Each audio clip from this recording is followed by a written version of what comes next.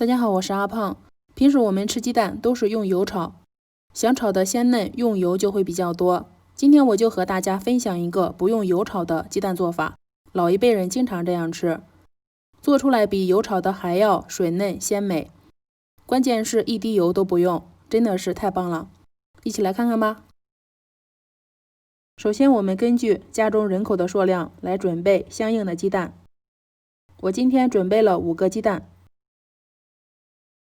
首先把鸡蛋放在流动的清水下，把表皮清洗一下，因为鸡蛋表皮上面会沾有粪便以及肉眼看不到的细菌，像大肠杆菌。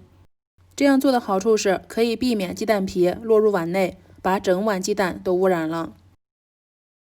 我们先把鸡蛋打入到碗内，冬天天气寒冷，鸡蛋也容易上冻，所以在打发鸡蛋时一定要多打发一会儿，像这样打至拉丝的状态就行了。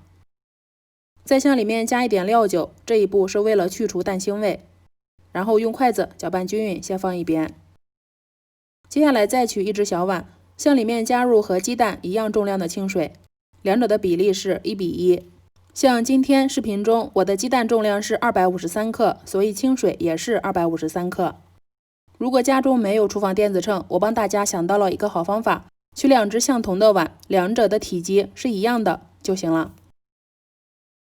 下面再准备1根葱叶，先把它对半切开，然后再把葱叶切成葱花。切好后先单独装入到盘中。接下来把碗中的清水倒入煮锅里，盖上盖子。这个时候先开大火把水烧开。现在已经烧开了。烧开后再由大火转成小火，像这样。接下来向里面加入一点食用盐调味，用筷子搅拌均匀。这个时候再倒入鸡蛋液，然后把切好的葱花均匀的撒在蛋液里。倒入蛋液后，先不要急着用铲子翻动，等煮至蛋液定型，中间冒泡泡的时候，像这样，锅边已经定型了，就可以用铲子慢慢推动了。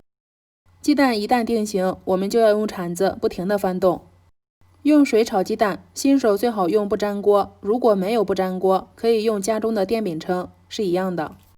鸡蛋与清水的重量1:1，这个刚刚好。水多了，鸡蛋不容易定型；水少了，鸡蛋又容易粘锅。如果我们喜欢吃带点汤的，像这样就可以出锅了。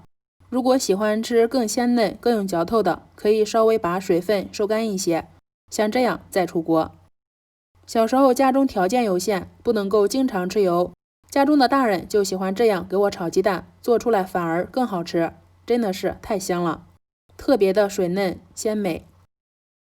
用白开水这样炒出一盘，不是夸张的说，分分钟就把它吃的盘底见光，真的是太好吃了。如果喜欢，你也试试吧。喜欢的话可以先收藏起来，有时间再试试。我是阿胖，喜欢我的视频可以点赞、关注、留言、转发哦，点我头像还能看到更多美食视频。我们下期节目再见。